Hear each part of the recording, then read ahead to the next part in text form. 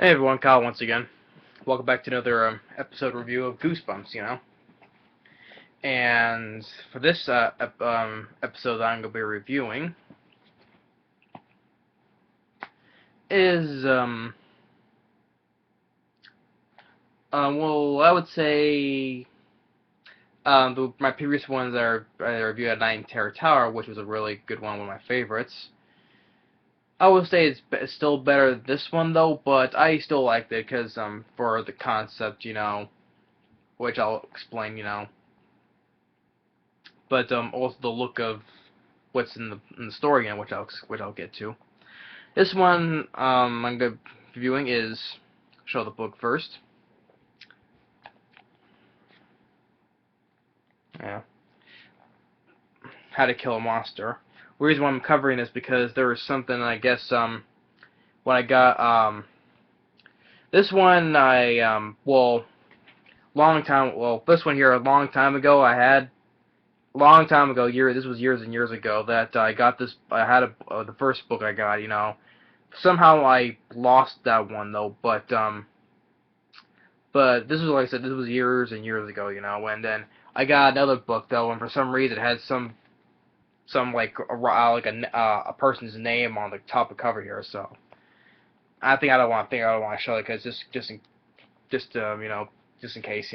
But yeah, but this was like I had this over what more than a decade ago. So yeah, more than 10 years ago. So, but I had a first one though, but lost that one for some reason though. But ever since then, I got another one, and for some reason, it was like had a whatever reason had like a person's. I don't know what if it was like a joke though, but I don't know. But I don't want to put it on there just to say whatever. But so this is the book I kept since like over a decade ago. So. And it's still good to read though. But I'm just saying, just pointing that out there though. If anyone notices the thing on top of the corner of the book though, but I'm just ignoring it because it was over what? Yeah, it was over a decade ago, and I don't think it's not gonna make a difference though. But I just want to do this. But anyway, How to Kill a Monster. It's still a good book. And then I'm gonna show you here the DVD, which is Monster Blood, though, but on the back contains not only Monster Blood Part 1 and Part 2, but also contains 2 more episodes, which is also another going The Girl Who Cried Monster, and there's the episode right there, How to Kill a Monster.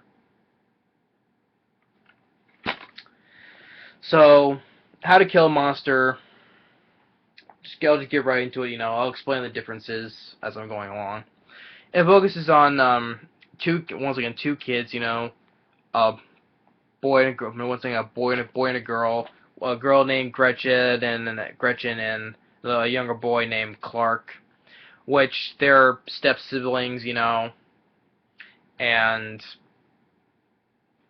they're on the way to see Gretchen's grandparents. They get dropped off, to their grandparents' house, which they live really nothing near a swamp. And they enter the house and like kind of like stuff like on the walls like alligators or whatever. And of course they said don't, because they mentioned in the book, don't go into this room. And they eat this gumbo that their grandmother had made. Hot gumbo. And I forget what happened next though, but this next part here, well, I haven't watched this one quite a bit though, but I always forget this certain part though, but getting to the ones the next part I do know, but so the next day, then they notice well, first off, Clark goes into the room which he thought he was which Gretchen thought he heard noise in, so he goes into the no. it was the other way around, which Gretchen first goes into the room and he thinks that Clark is playing a joke and he's hiding under this table with this white cloth sheet under it, which of course, if you've seen the episode, you know what that is, though. And you know that's not Clark, doing a joke, though. She pulls out the sheet, just like this image right here. There's the monster right on the table looking like that. Try to see a good close-up of it. And which, that's going to be, and that's one of the differences that differentiates, what's that word, differentiates, or, which is a difference from the book, from the show, In this episode, you just got a close-up look. It's orange and it's all weird looking, Which in the book it was green furred, It was furry and it was green, And when in the book, when Gretchen first enters the room, she notices the monster is like eating a mouthful of pancakes, which here is just lying on the table looking dead, though, And then Clark appears in the room with her, and they see the grandparents leaving them in the house all alone, and they turn around, and then the monster is alive. Now, what I really do like is like in this episode, how the monster looks. It looks pretty good, With an actual suit, not CG, It was an actual monster suit,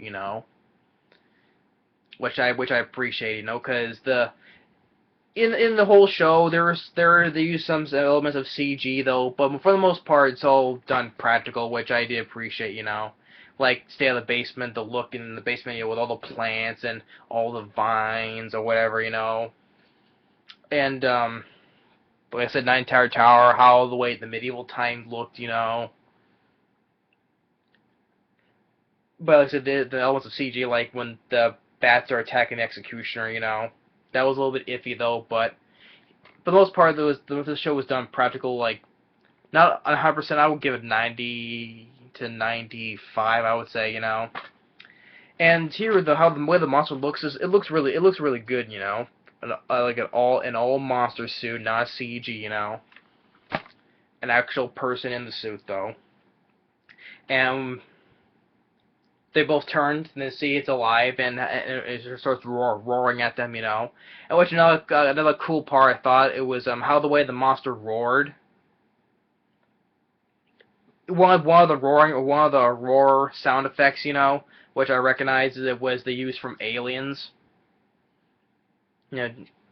Not which they use the sound effects like more in Alien vs Predator Requiem though, but before that in James Cameron's Aliens,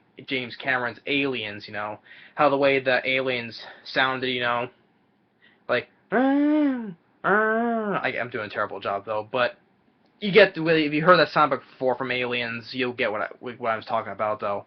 I thought it was one of the cool things that they add to this monster, how it roared. It roars like one of the aliens, Hey, take a thing from Aliens and put in take a sound effect from Aliens and put into a Goosebumps episode, to a cool looking monster,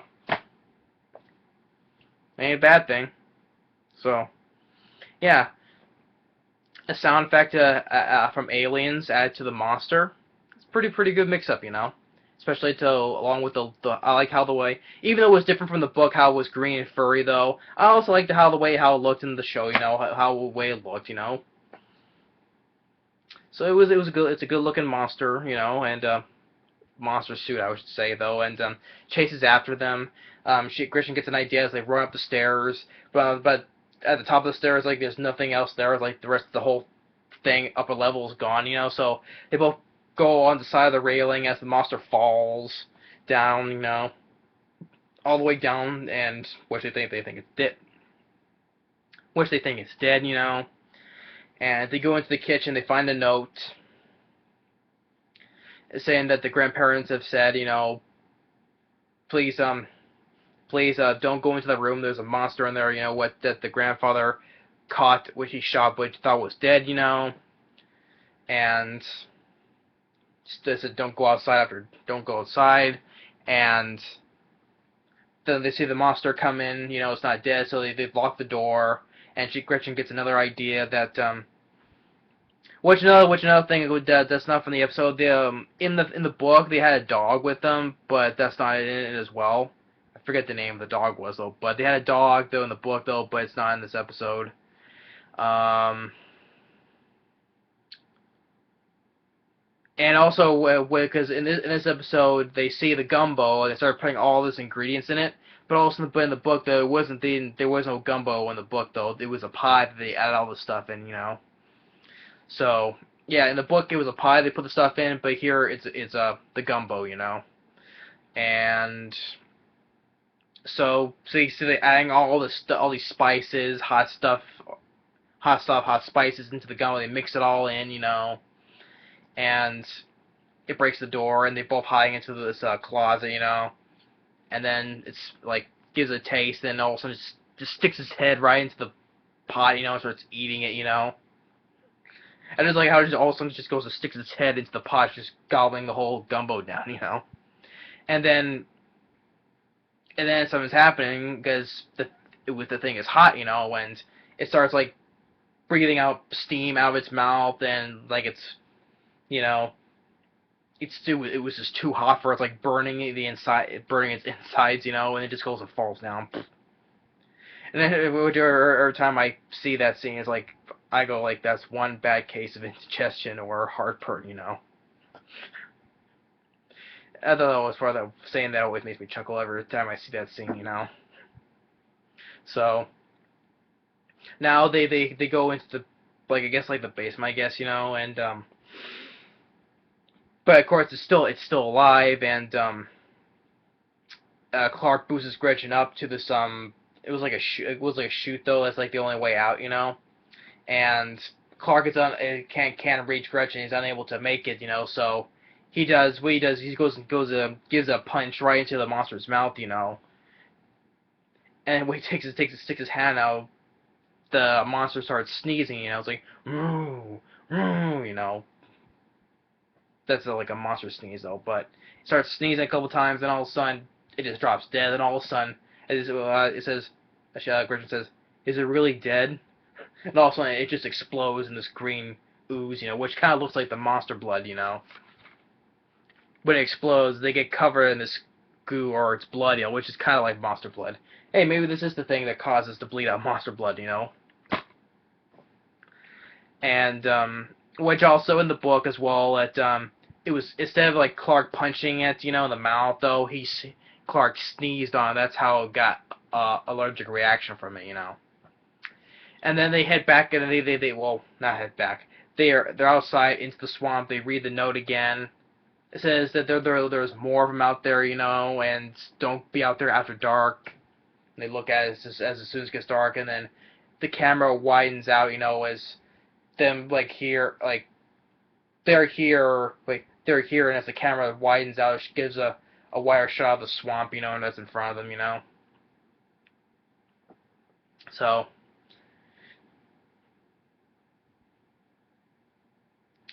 so How to Kill a Monster I like the episode, but I think A Night in Terror Tower is a bit better, But positives I liked about How to Kill a Monster, well, probably for the main reason is the monster, I liked how the way that even though it's different from the comic because it was not furry, and it wasn't grain. Here it's just all like mostly scaly and orange and all these bumpy things, And but I liked how the way this monster looked, and it was an old practical monster suit, cool looking monster as well. How the way that it looked, I like how they used when it roars, when you used some of the sound effect roars from Aliens, the aliens roar, or scream. So I liked how they mixed that a little bit of aliens into the creature, the roaring wise, But I enjoy the episode, so that's for that reason for seeing this cool looking monster, which is like a good looking monster for especially for Goosebumps though, but for other horror films, Of course, there are some other good-looking monsters as well that I like though, but seeing it in a Goosebumps, world type of world, it's a good old-fashioned looking monster, So that's one of the big things I like. This is the highlights of the episode for me, is this monster, cool looking monster, practical suit, and nice little bit of add of aliens roar to the monster, Um, but which is also has a high rating as well. 9 IMDb has a 7.5, but it's a bit lower um than Night in Terror Tower, But and which reminds me, I don't think I didn't say how Stay Out of the Basement was on IMDb,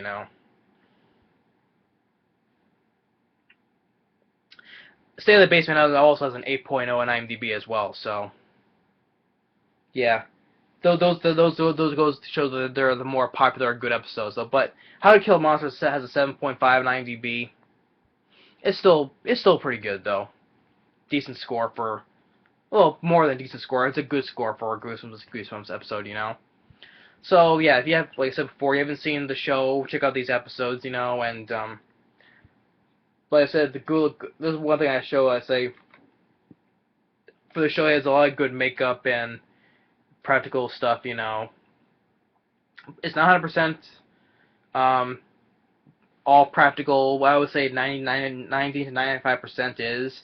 But like I said, they also use a bits of CG as well, But there's hardly some of that though, unless there are certain things they couldn't do practical and they had to CG it, But it's still good, And this episode, How to Kill a Monster. It's another good fashion monster episode, Um, just I just love how the way that monster looked, especially when they add a big mix of alien sound effect to it, So I thought that was like that's a nice combination to it, Take something that was good for a film, sound effect from that was good from a good film, put it in a Goosebumps episode, and add it to a monster, a cool looking monster, Ain't that bad thing at all, Take something good and put it into another good thing, So yeah. How to Kill a Monster, that's my review for it, and once again I just want to show it again. There you go. If you go look at that monster right there if you can. And there's the book. I'm just going to cover this thing up just in case, but it's nothing to worry about though. Like I said, this is a long, long time ago, over a decade ago. It's basically almost irrelevant now, but I just don't want to feel like showing it though. But this might be pointless though, but it's just a ride on something when I got a long time ago, over long years ago, Still, but yeah. But I just don't feel like showing it, Yeah. But that's my review for How to Kill a Monster. Another good episode of Goosebumps. Thanks for watching, and stay tuned on the next movie review or another episode of Goosebumps. Later.